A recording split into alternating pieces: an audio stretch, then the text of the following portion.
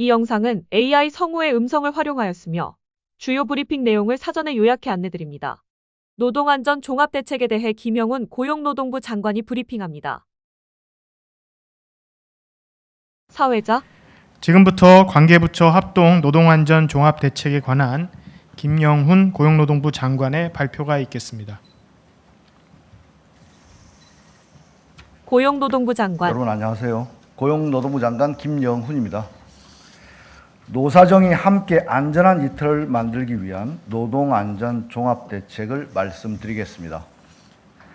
일하는 사람 누구나 안전하게 일할 권리가 있으며 살려고 나간 일터에서 다치거나 죽지 않도록 하는 것은 정부의 가장 기본적이고 중요한 책무입니다. 산업재해는 노동자의 생명뿐만 아니라 기업과 산업 전반의 생산성 저하 등 국가 경제적으로도 막대한 손실을 끼칩니다. 산업재해를 줄이기 위한 기존 대책들은 근본 원인에 대한 규명 없이 원인과 결과를 뒤바꿔 진단하여 제대로 된 처방을 내리는데 한계가 있었습니다. 소규모 사업장 등 안전사각지대, 위험의 외주화로 인한 안전관리 책임의 분산, 일하는 당사자인 노동자들의 참여 제약, 법을 지키지 않더라도 불이익이 적은 구조 등 산업재해는 다양한 요인들이 복합적으로 작용하는 어려운 문제입니다. 산업재해를 근본적으로 해결하기 위해서는 사고를 유발할 수 있는 구조적 원인에 대한 정확한 진단과 처방이 필요합니다. 이에 위험 요인을 가장 잘 아는 현장의 목소리를 토대로 노사정이 다 함께 힘을 모아 산업재해를 줄이기 위한 종합대책을 마련했습니다.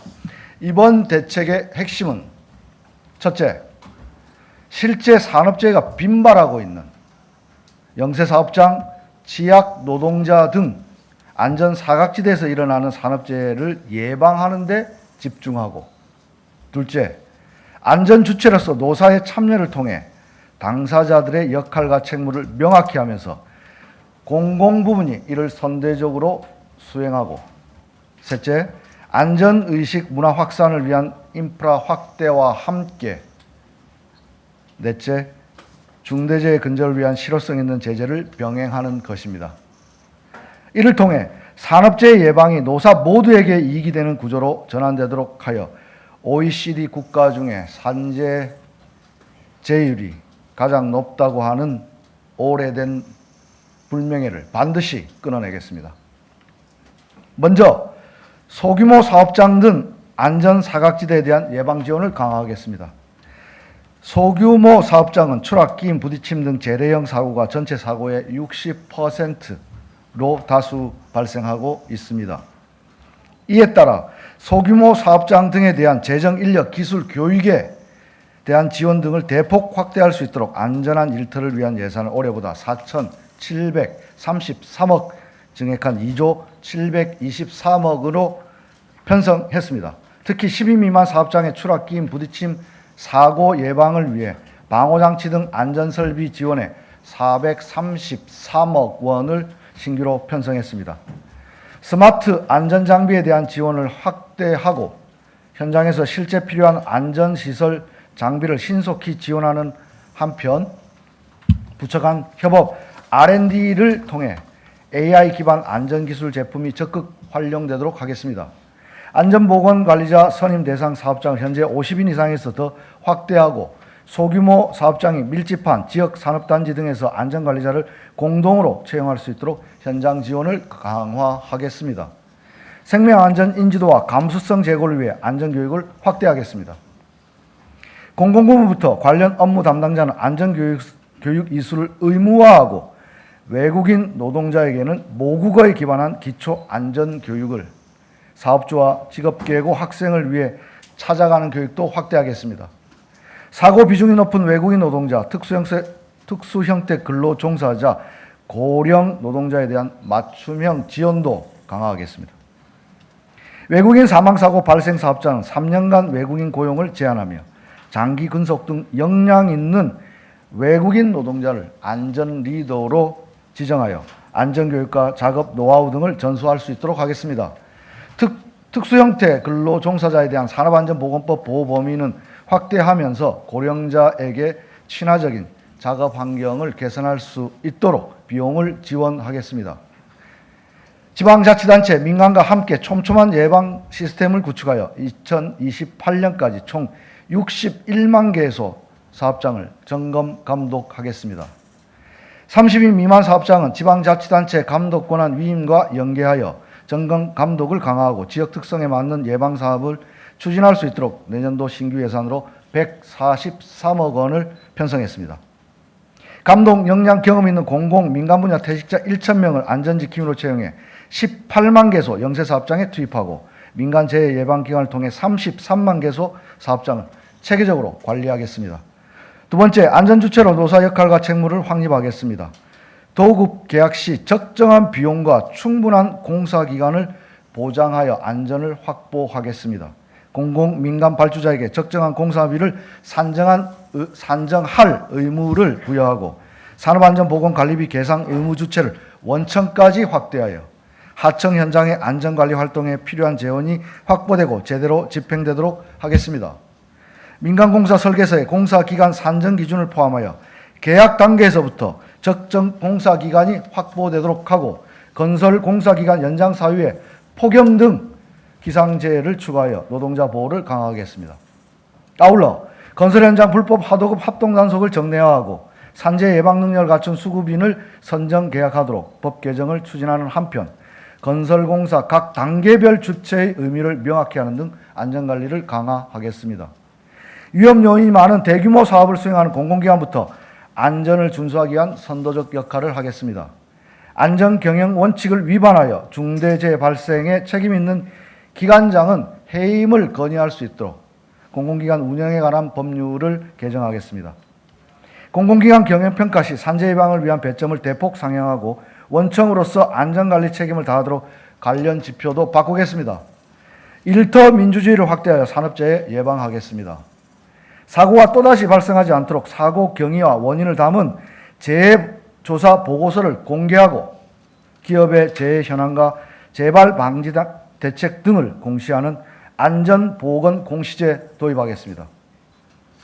특히 지난 안전한 일터 타운홀 미팅에 참여한 많은 분들께서 현장 노동자들이 소통할 수 있는 대화의 장을 마련하고 작업 중지권을 적극 활용할 수 있도록 제도 정비가 필요하다는 의견을 주셨던 것만큼 산업안전보건위원회를 원하청 노사도 함께 참여할 수 있도록 확대하여 원하청 노사가 자체 안전규범을 수립하고 충실하게 이행토록 책임과 의무를 부여하겠습니다. 작업 중지권도 노동자가 직접 작업 중지 또는 시정 조치를 요구할 수 있는 권리를 신설하고 작업 중지 행사 요건도 완화하겠습니다. 세 번째, 노동안전 확산을 위한 인프라를 확대하겠습니다. 먼저 산업안전감독관의 양적, 질적 제고를 기하겠습니다. 지자체 근로감독 권한을 부여하여 30인 미만 사업장에 대한 감독을 수행토록 하는 한편 전국적 통일적 집행기준을 마련하기 위해 가칭 근로감독관 직무 및 사무 위임에 관한 법률을 제정하겠습니다. 산업안전감독관을 대폭 충원하면서 전문성 확보를 위한 기술직권 채용을 70%까지 확대하고 임용 직후부터 촘촘한 멘토링, 도제식 훈련, 경력별 체험, 실습형 교육을 강화하겠습니다. 민간의 전문성도 제고하겠습니다. 안전보건관리자는 경력관리 특화교육으로 전문성을 제고하고 민간 재해 예방기관은 평가체계를 고도화하여 우수기관을 육성하고 부실기관은 퇴출시키겠습니다. 인력 조직과 함께 안전에 대한 의식과 문화를 확산하겠습니다. 누구나 온라인으로 안전 위험 요인을 신고할 수 있도록 지난 8월 29일부터 안전일터 신고센터를 운영 중에 있습니다. 내년부터는 안전보건조치 의무 위반, 산재, 은폐 등에 대해 신고해 주신다면 파격적으로 보상하겠습니다. 또한 민간에서 자발적으로 안전을 확보할 수 있도록 경제단체, 업종별 협단체, 노사단체 등과 협력하여 다양한 인식제고 활동 추진하겠습니다. 이와 함께 안전예방을 촉진하는 제재 수단을 도입하겠습니다. 그간 안전보건조치의 위반에 대한 처벌은 주로 소액의 벌금, 집행유예에 그쳤습니다. 충분히 예방 가능한 사고가 반복되는 것을 절대로 용인하지 않을 것입니다. 안전투자가 더 이익이 되는 구조로 만들겠습니다. 우선 중대재해가 반복 발생하는 경우 경제적 제재를 부과하겠습니다. 3명 이상 사망사고가 발생한 법인에 대한 과징금을 신설하고 부과된 과징금은 산재 예방에 재투자하여 사업장에 환류되도록 하겠습니다. 건설사 영업정지 요청 요건을 현행 동시 2명 이상 사망해서 연간 다수 사망도 추가하고 사망자 수에 따라 영업정지 기간도 강화하도록 하겠습니다.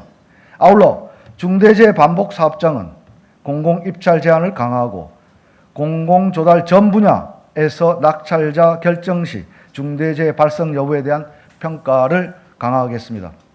여신심사, 보증 및 자본시장 평가에서도 중대재해 리스크가 반영되거나 참고될 수 있도록 개선하겠습니다. 중대재해 발생 시 관계부처와 협업하여 신속하고 엄정한 수사를 진행하고 처벌 수준도 강화하겠습니다. 급박한 위험에 대한 고용노동부 장관의 긴급 작업 중지 명령제도 신설하겠습니다. 이번 10월 1일부터는 감독 시 안전보건조치 의무 위반이 적발되면 현행법에 따라 즉시 사법 처리할 예정입니다. 안전한 일터를 만드는 것은 노사 모두의 이기자 다 같이 상생할 수 있는 길입니다. 올해를 산재왕국이라는 오래된 오명을 벗는 원년으로 반드시 만들겠습니다. 정부는 노동안전종합대책에서 즉시 이행 가능한 과제들을 신속히 추진하고 대책의 차질 없는 이행을 위해 입법 예산 과제에 대해 재정당국 국회와 긴밀히 협의하겠습니다. 안전실천 분위기가 확산될 수 있도록 노사 및 유관단체 등과 함께 현장을 자주 찾고 소통하겠습니다. 이를 위해 노사정이 함께 만들어 나가는 안전한 일터를 실천하기 위한 노사정 대표자 회의를 제안합니다. 또한 가칭 안전한 일터 특별위원회를 설치 운영하여 민간이 함께 심도 있게 논의하여 산재 예방 5개년 계획을 수립하고 현장을 모니터링하면서 대책을 이행해 나가겠습니다. 고용노동부도 범정부 차원의 협업과 조정 기능을 강화하면서 노사와 함께 안전한 일터를 만들어 나가겠습니다. 감사합니다. 사회자 예, 지금부터 질의응답 시간을 갖겠습니다. 예. 네, 장관님, MBN 김민수 기자입니다. 과징금 도입에 대한 질문 2가지 드리겠습니다. 예, 제가 9월 10일 날에 배포한 보도자료가 있고 오늘 9월 15일에 받은 보도자료가 있는데 차이점을 보니까 다수 사고 발생에 대한 과징금 신설이라고 해서 영업이익의 5% 이내 그리고 한액 30억 원 도입을 가리켜서 예시라고 표현을 했는데 예시라고. 근데 15일에 배포한 자료를 보니까 예시라는 단어가 삭제돼 있고 그리고 한액 30억 원이라는 표현도 삭제돼 있습니다. 그 양자에 특별한 사유가 있는 건지 궁금하고요.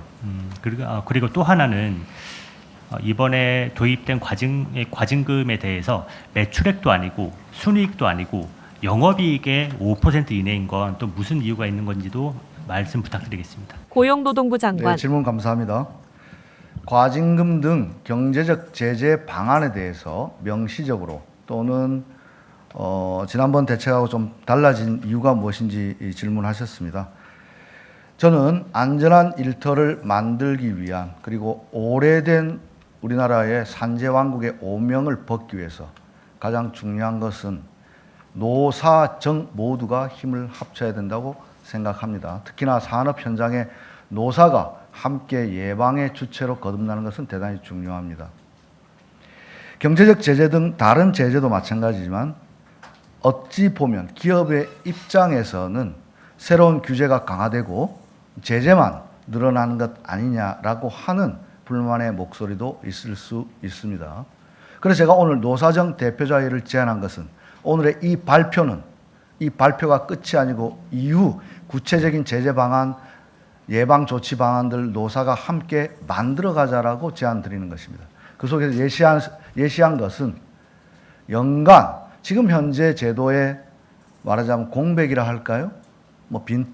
공백이나 빈틈이나 비슷한 말이겠는데 특정 기업을 다시 거론을 하고 싶진 않습니다만은 2분 이상이 동시 사망했을 경우에 어떤 기준이 되고 있는데 한 분씩 한 달 걸러 한 분씩 이렇게 돌아갔었을 때는 어떻게 되나 이런 이야기도 있었습니다. 그래서 이거를 연간으로 연간 다수로 하되 그 구체적인 숫자는 노사와 함께 논의하겠다는 겁니다. 영업이익의 5%를 한 이유는 매출액 대비로 만약에 했을 경우 그 과징금 액수가 기업이 감당할 범위를 넘어설 수 있다고 판단했습니다. 또 왜 한액 30억을 규정했는가? 예컨대 제가 몸담았던 코레일의 경우 영업이익이 발생하는가? 공공부문 한전도 마찬가지. 단기 순이익은 어떨지 모르겠지만 하여튼 이러한 부분들도 있어서 한액을 혹시 영업이익이 공공부문 같은 경우에 그런 경우에도 대비해서 정액으로 포함시켰다는 말씀드립니다. 앞으로 구체적인 경제적 제재 방안에 대해서는 이게 법 제도화 될 때까지 노사정 대표자 회의를 통해서 심도 있게 논의하고 실질적으로 현장의 수기성들을 높이는 방향으로 심도 있게 논의해서 결정하겠습니다. 이상입니다. 네. 양정훈 기자님. 예, 저 서울경제 양종곤 기자입니다. 저 두 가지 질문 드리겠습니다. 이번 영업정지 과징금 등 경제적 제재안이 이제 기업 스스로 이런 사망선제에 따른 제재에 대한 비용 부담보다는 안전사업장을 만드는 게 더 효과적이다, 이런 메시지를 기업 스스로 느끼기에 충분한 수준이라고 판단하시는지 우선 궁금합니다. 아까 잠깐 노사정 대표자 회의 통해 점점 가다듬는다고 하셨는데 지금 어떻게 생각하시는지 궁금하고요. 또 하나는 건설사가 과징금, 영업정지, 적정 공사기간 등을 분양가 상승 등을 통해서 국민에게 피해를 전가할 가능성은 없다고 보시는지, 만약에 그럴 경우 안 된다는 정부가 메시지를 낼 수 있는지 그게 궁금합니다. 네, 좋은 질문 감사드립니다.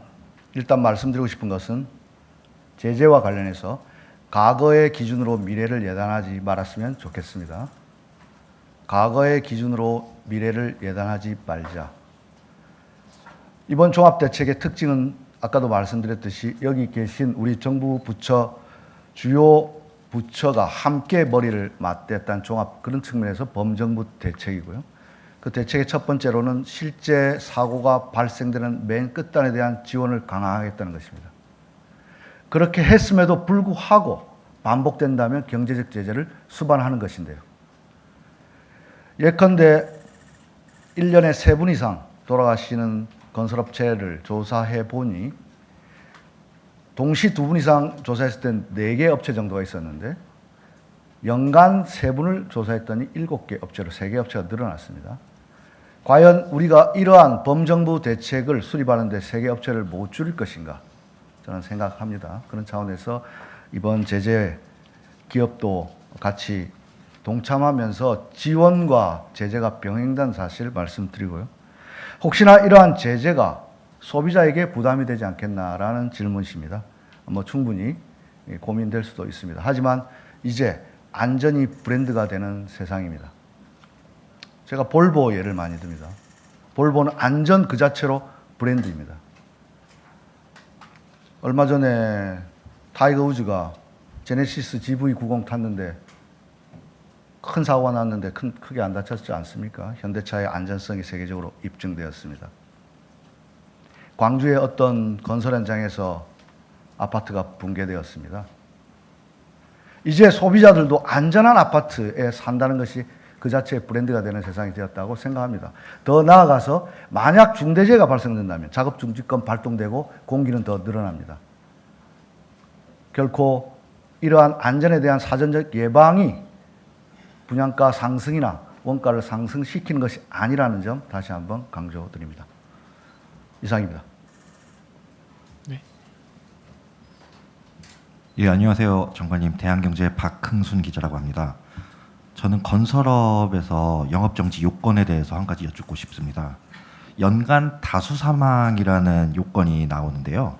거기서 구체적으로 연간 몇 명의 사망사고를 다수로 판단하실 것인지, 그리고 산정 기준은 하나의 현장에서 발생한 것을 이제 기준으로 하실 것인지 아니면 전체 현장을 기준으로 하실 것인지 그것에 대해서 명확한 가이드라인을 제시해 주셨으면 합니다. 네, 질문 감사합니다. 일단 기준은 노란봉투법에도 나와 있듯이 원청 또 중대재해처벌법에도 나와 있듯이 원청의 실질적 지배력이 행사되는 것이 하나의 사업장 기준이 될 것으로 생각됩니다. 그리고 연간 다수이기 때문에 적어도 2인 이상일 건데 지금 현재는 일단 동시 2인이 있기 때문에 이게 더 늘어난다면 최소한 2보다 크거나 같을 것입니다. 구체적으로 명시하지 못한 이유는 아까 말씀드렸듯이 기업들과 충분한 논의가 필요하고요. 이 제도가 왜 도입되는지에 대한 그것들을 충분히 소통한 다음에 구체적인 숫자를 결정할 예정입니다. 제가 이렇게 말씀드린 이유는 다시 거듭 반복됩니다만 오늘 발표가 나갔는데 연간 3명 이상이나 4명 이상이면 바로 영업 정지된다더라 라고 해서 제가 그거를 저하는 게 아니라 기업이 너무 우리가 운동선수들한테도 잘하라고 이야기하는데 그것이 또 위축이 되어서 뜻하지 않는 사고를 낼 수도 있고 보다 본질적으로는 결국 산재를 줄이는 것은 노사 공동의 이익이기 때문에 이 기업도 충분히 우리 이번에 범정부 종합대책에 대해서 수긍하면서 같이 보조를 맞추자는 차원에서 이 일종의 룸을 두었다는 말씀을 드립니다. 네. 네. 네, 장관님, 저 MBN 김민수 기자입니다. 하나만 더 추가 질문을 드리겠습니다. 이번에 발표한 대책이 법 개정 사안이 전제된 대책을 말씀해 주셨는데요. 신설된 과징금이 부과되는 시기는 언제쯤이라고 예상해 볼 수 있을까요?